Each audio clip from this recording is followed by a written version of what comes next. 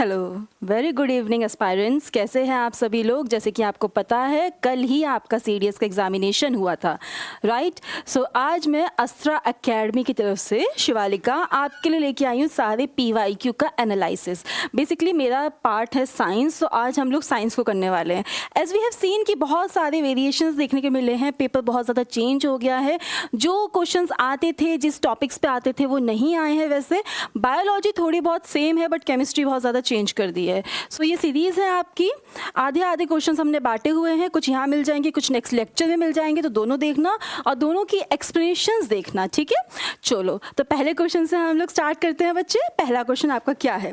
First question है, the correct order of atomic radius of lithium, sodium, beryllium and oxygen is. यहाँ पे हमें correct order बताना है। क्वेश्चन किस पे बेस्ड है? ये क्वेश्चन बेस्ड है आपकी पीरियोडिक प्रॉपर्टीज पे। किस पे बेस्ड है बच्चे ये क्वेश्चन? ये है आपके पीरियोडिक प्रॉपर्टीज पर, ठीक है? पीरियोडिक प्रॉपर्टीज में किसके ऊपर बेस्ड है? एटॉमिक रेडियस के ऊपर बेस्ड है। तो जरा सा एटॉमिक रेडियस को हम लोग समझते हैं कि क्या है, कैसे है उसे। तो उसके लिए हमने एक डायग्राम ऐड किया है यहाँ पर। यहाँ पे आ जाते हैं।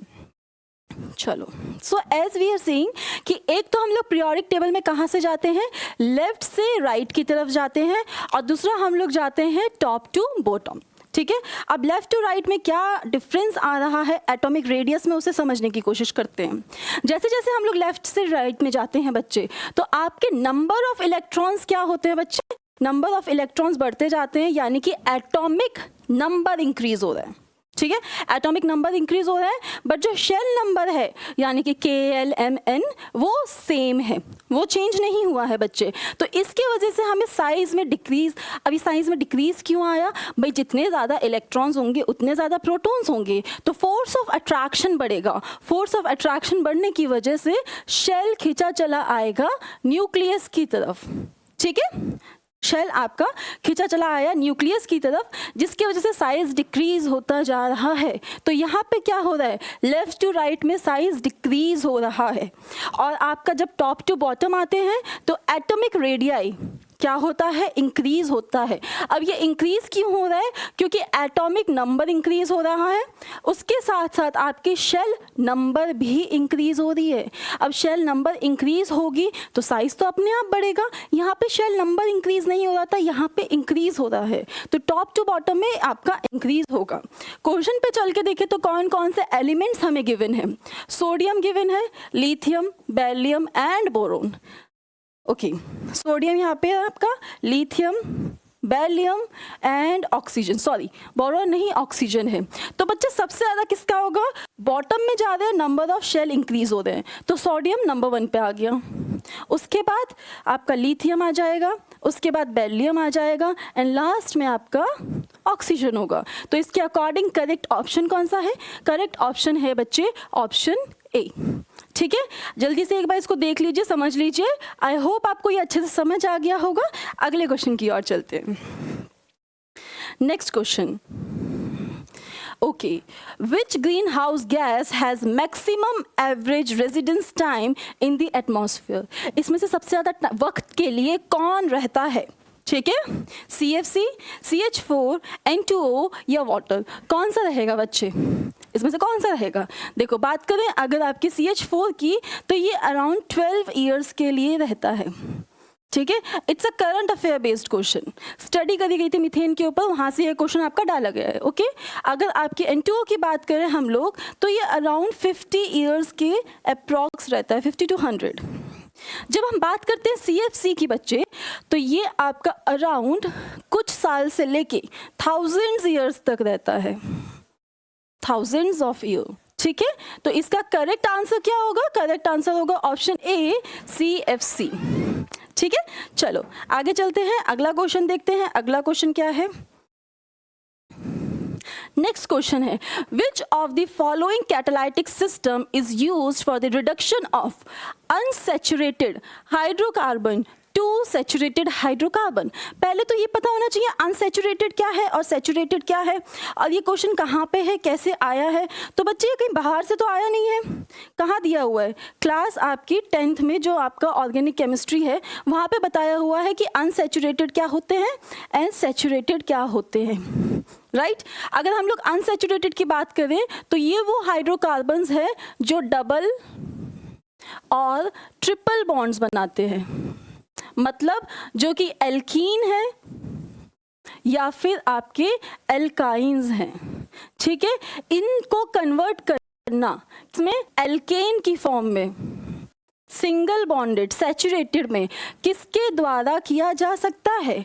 तो बच्चों उसके लिए हम लोग दो चीज यूज करते हैं, पहला तो होता है आपका निकेल और दूसरा होता है प्लेडियम, ठीक है। इन दोनों को यूज करा जाता है एज अ कैटलिस्ट। कैसे यूज करते हैं, कैटलिस्ट। ये रिएक्शन में सिर्फ एक कैटलिस्ट का वर्क करते हैं। इसके साथ हम लोग इसके साथ ऐड करते हैं हाइड्रोजन। हाइड्रोजन क्यों ऐड करेंगे, हम लोग को बॉन्डिंग तोड़नी है तो एक्स्ट्रा हाइड्रोजन तो देना पड़ेगा ना, तो हम यहाँ ऐड करते हैं हाइड्रोजन। तो इसका करेक्ट आंसर क्या होगा, निकेल एंड हाइड्रोजन। अगर इसका कोई रिएक्शन भी देखना हो तो रिएक्शन कैसे जाएगा बच्चे, जैसे अगर हम लोग ले लें आपका कोई भी एल्कीन ले लें, ठीक है, CH2 अब इसको हमें सैचुरेटेड में कन्वर्ट करना है तो हम क्या करेंगे बच्चे, हम यहाँ पे ऐड करेंगे कुछ भी, चाहे आप निकेल ले लो या प्लैटिनम ले लो और यहाँ पे हाइड्रोजन ऐड कर दो। हाइड्रोजन जाएगा, डबल बॉन्ड टूट जाएगा तो आपके पास क्या आ गया, CH3। कार्बन ने अपने चारों इलेक्ट्रॉन्स शेयर कर लिए, ठीक है। तो इसका आंसर है option D, nickel and hydrogen. चलो अगले क्वेश्चन की ओर चलते हैं। Which of the following statement are correct about vaccination that provides protection against an infectious disease? चलो, it blocks the entry of infectious agent in the body. Vaccination आपकी infectious agent को ही रोक देती है, या it produces antibodies against infection, antibodies बनाती है, या it kills the infectious agent when it enters in the body. तीन ऑप्शंस है यहाँ पे आपके दिए हुए हैं, ओनली वन करेक्ट है, 2 only, 2 and 3 only, 1 and 2 and 3 तीनों सही है। इसका आंसर देखते हैं, उसके लिए पहले हमें समझना पड़ेगा वैक्सीनेशन की वर्किंग, ठीक है। जैसा हम यहाँ पे देख रहे हैं हमारी बॉडी में वैक्सीनेशन में किया क्या जाता है, कोविड-19 पे आप सबने वैक्सीन ली होगी, राइट। तो उसमें किया क्या जा रहा था, एक इनएक्टिवेटेड फॉर्म ऑफ पैथोजन, ठीक है। पैथोजन का मतलब क्या होता है, कोई भी वो बैक्टीरिया या वायरस जो आपकी बॉडी में डिजीज कॉज कर रहा हो उसे हम लोग पैथोजन बोलते हैं। तो इनएक्टिवेटेड यानी कि वो बहुत ज़्यादा वीक है, या उसका कोई प्रोटीन, शुगर या उसकी मेम्ब्रेन का कोई छोटा सा पार्ट लेके हमारी बॉडी में इंजेक्ट किया जाता है, ठीक है। और जैसे ही हमारी बॉडी में इंजेक्ट किया जाता है, बच्चे हमारे पास है इम्यून सिस्टम, वो उसके अगेंस्ट फाइट करने के लिए जाता है। एज वी नो कि इनएक्टिव है, ठीक है, फाइट करने जाएगा, फाइट आसानी से कर लेगा तो वो क्या बनाएगा, वो कुछ एंटीबॉडीज फॉर्म करेगा, ठीक है। एंटीबॉडीज इस वाले बैक्टीरिया को किल कर देंगी, बैक्टीरिया, वायरस, पैथोजन किल कर देंगी। किल करने के बाद वो एंटीबॉडी हमारे बॉडी में ही रहने वाली है, एंड सेकेंड टाइम जब भी सेम पैथोजन हमारी बॉडी में एंटर करेगा तो क्या होगा, वो बहुत ज़्यादा एनर्जी के साथ एक्टिवेट फॉर्म में उस पैथोजन के ऊपर वर्क करेंगी और उसे किल कर देंगी इन फ्यूचर। तो यहाँ पे हमने क्या देखा, वैक्सीनेशन किस में हेल्प कर रही है, एंटीबॉडी फॉर्मेशन में हेल्प कर रही है, राइट। तो इसका करेक्ट आंसर क्या होगा, इसका करेक्ट आंसर होगा आपका ओनली सेकंड ऑप्शन, किल नहीं करेगा, एंटीबॉडीज किल करती है, ठीक है। वैक्सीनेशन किल नहीं करती, ब्लॉक भी नहीं करेगा, ब्लॉक कैसे कर सकता है, नहीं कर सकता, अभी हमने देखा। तो इसका आंसर क्या है, ओनली सेकंड। चलो नेक्स्ट क्वेश्चन पे चलते हैं। Which cell in human body have no nucleus. कितनी बार पढ़ा है मैंने, अगर आपने मुझसे पढ़ा है तो ऑब्वियसली ये सारे टॉपिक्स बायो के तो 100% कवर करे हैं, राइट। मसल सेल के पास न्यूक्लियस नहीं होता है, फेगोसाइटिक सेल के पास नहीं होता है, आरबीसी के पास नहीं होता है, या सीलिएटेड मसल के पास नहीं होता है। किसके पास नहीं होता है? तो इसका आंसर ज़रा समझते हैं हम लोग। चलो, इसका आंसर है वैसे option C, RBC, red blood cell. Red blood cell को और किस नाम से जानते हैं? Erythrocytes, right. इसकी शेप कैसी होती है? इसकी शेप होती है बाइकॉन्केव। ये शेप ही है बाइकॉन्केव क्यों हुई? क्योंकि न्यूक्लियस एब्सेंट है इसमें। अब ये न्यूक्लियस कैसे एब्सेंट होता है थोड़ा सा आपको पता होना चाहिए। आरबीसी पहले होता है इमैच्योर फॉर्म में, ठीक है। किस फॉर्म में है बच्चे? इमैच्योर फॉर्म में है। इसके ऊपर आके काम कौन करता है? वर्क करता है विटामिन B12, ठीक है। दूसरा नाम क्या है इसका? कोबालमाइन। ये आके इस पे वर्क करेगा और ये इस इमैच्योर आरबीसी को मैच्योर आरबीसी में कन्वर्ट करेगा। और इसका मतलब होता है कि ये आपके आरबीसी में से न्यूक्लियस को रिमूव करता है। क्यों रिमूव करता है भाई? ब्लड का मेन फंक्शन क्या है? ट्रांसपोर्टेशन। हीमोग्लोबिन क्यों है? ऑक्सीजन ट्रांसपोर्ट करने के लिए। तो वो स्पेस बनाता है जिससे कि haemoglobin important nutrients, antibodies, antigens और आपका जितना भी वेस्ट मटेरियल है इन सबको एक जगह से दूसरी जगह कैरी करके ले जा सके, ठीक है। This is the reason. अगर हम बात करें मसल सेल की, आंसर तो मैंने आपको बता दिया। अगर हम लोग बात करते हैं मसल सेल की, चलो ब्लू लेते हैं। मसल सेल बच्चे ये तो मल्टी न्यूक्लिएटेड होते हैं बहुत सारे केसेस में। मल्टी न्यूक्लिएटेड किस में होते हैं? स्केलेटल मसल सेल में होते हैं। For example tongue, skeletal muscle, ठीक है। For example tongue, biceps, triceps, oesophagus का स्टार्टिंग वाला part, these are all skeletal muscles. ये कैसे हैं? मल्टी न्यूक्लिएटेड है। फेगोसाइटिक सेल कौन से होते हैं? WBC,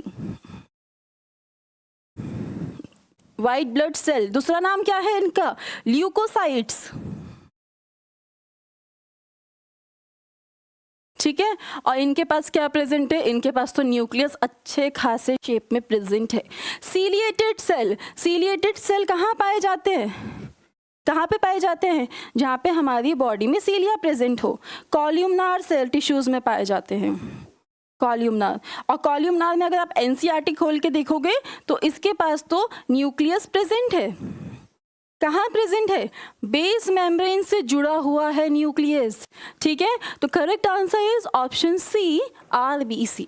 जल्दी से स्क्रीनशॉट ले लो फिर आगे चलते हैं। चलो, next question. The use of plastic has led to a number of environment related problems.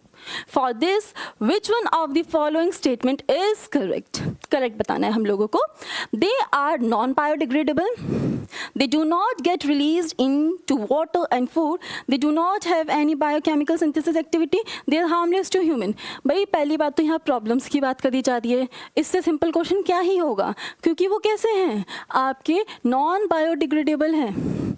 Non biodegradable है तभी तो वो प्रॉब्लम्स क्रिएट कर रहे हैं। डिग्रेड नहीं होंगे, इन्वायरमेंट में मिक्स नहीं होंगे, काफ़ी टाइम तक रहते हैं, हार्मफुल सब्सटेंसेस रिलीज करते हैं, ठीक है। तो इसका आंसर तो आपका हो गया ऑप्शन ए।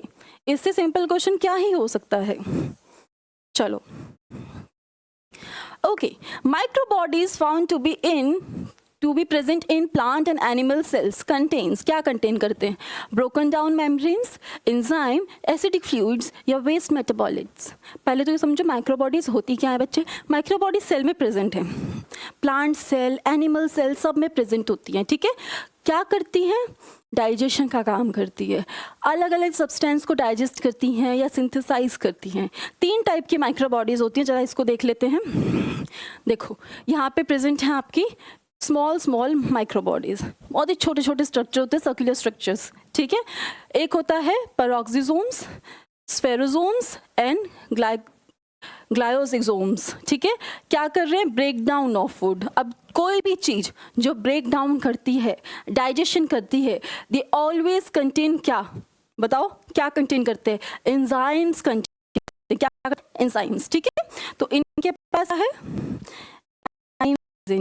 एंजाइम ही तो होता है केमिकल सब्सटेंस जो आपके डाइजेशन या ब्रेक डाउन में हेल्प करता है। हमारी बॉडी में भी वही है, सेल के पास भी वही है, जैसे लाइसोसोम के पास भी है। लाइसोसोम के पास कौन सा होता है, कौन सा होता है, hydrolytic enzyme, hydrolytic enzyme same इनके पास प्रेजेंट है, ठीक है। तो इसका आंसर क्या हो जाएगा, इसका answer will be option B, enzymes, correct answer. कितना सिंपल क्वेश्चन है, ठीक है। और क्लास 10th एनसीईआरटी में गिवन है, बिल्कुल लास्ट में, सॉरी 9th में गिवन होगा।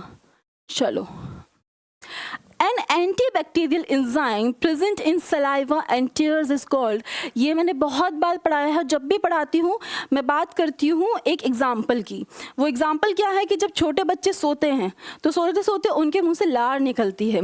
वो लार क्यों निकल रही है, सबसे बड़ी बात तो ये है कि वो लार निकल क्यों रही है, राइट, क्योंकि हमारा माउथ ओपन है, बैक्टीरिया आसानी से एंटर कर सकते हैं, तो उस लार के अंदर कुछ तो ऐसी चीज़ प्रेजेंट होती है जो बैक्टीरिया को अंदर आने से रुकती है। उस चीज़ को हम लोग क्या बोलते हैं बेटा, एंटी बैक्टीरियल सब्सटेंसेस। अब ये एंटी बैक्टीरियल सब्सटेंसेस कौन से हैं, जस्ट सेल के बारे में सोचो।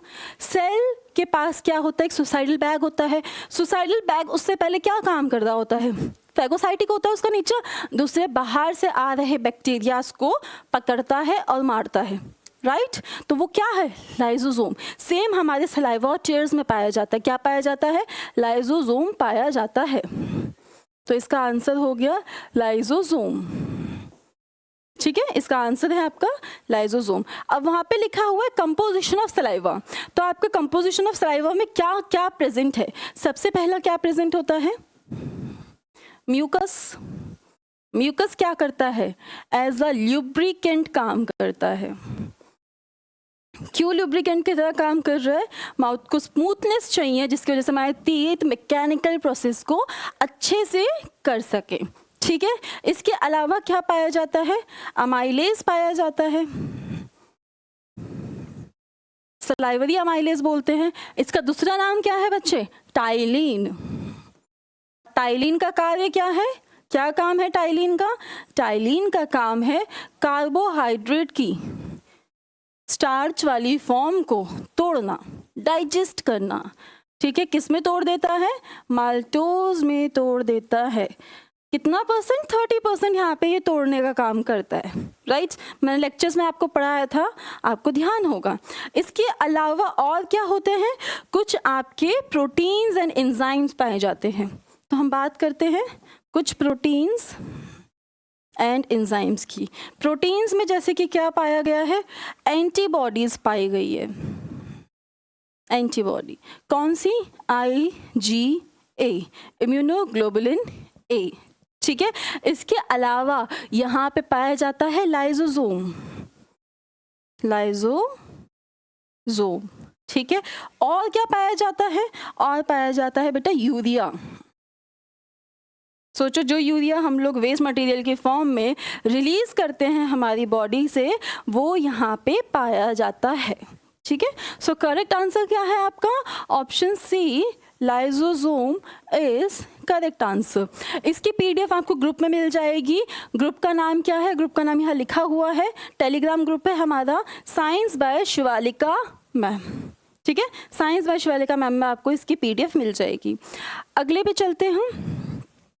Which set of the vegetable is underground stem और modified stem of a plant? यहाँ पे पूछा गया है कि जिन्हें हम जड़ें समझते हैं उनमें से कौन से आपकी स्टेम्स हैं और मॉडिफाइड स्टेम्स हैं। तो बात करें तो ये क्वेश्चन आप चाहे तो 10th से समझ सकते हो, नहीं तो क्लास 11th NCERT के भी बेस पे ये क्वेश्चन है आपका, ठीक है। तो चलो इसको डिस्कस करते हैं थोड़ा सा। Potato, artichoke, round God. तो देखो आर्टिचोक तो डियर ये होता है, ये तो ऊपर ऊपर पाया जाता है, अंडरग्राउंड नहीं पाया जाता है, ठीक है। तो ये तो आपका यहीं पे गलत हो गया। सेकंड दिया हुआ है onion, garlic and carrot, carrot is a root, गलत हो गया। थर्ड दिया हुआ है potato, onion and garlic. Fourth दिया हुआ है potato, garlic and turnip, turnip भी आपकी क्या है, रूट है। अनियन की बात करें डियर, तो अनियन आपका मॉडिफाइड स्टेम है, मॉडिफाइड स्टेम, ठीक है। Same applies to garlic. Potato आपका स्टेम है, आपको अच्छे से पता है। अगर स्वीट पोटैटो की यहाँ पे बात हो रही होती तो वो क्या होता, वो रूट होता है, ठीक है। तो आंसर क्या है आपका correct, your correct answer is option C, potato, onion and garlic are stems and modified stems, ठीक है। चलो आगे चलते हैं। Which one of the following is an amphoteric oxide? देखो ये क्वेश्चन तो ऐसा है जो पिछले कई सालों से रिपीट हो रहा है, इसमें डिस्कशन जैसा कोई बात ही नहीं है। हमेशा वर्ड्स लिखे आते थे, नेम्स लिखे आते थे, इस बार केमिकल फॉर्मूला लिख के आ गया है, ठीक है।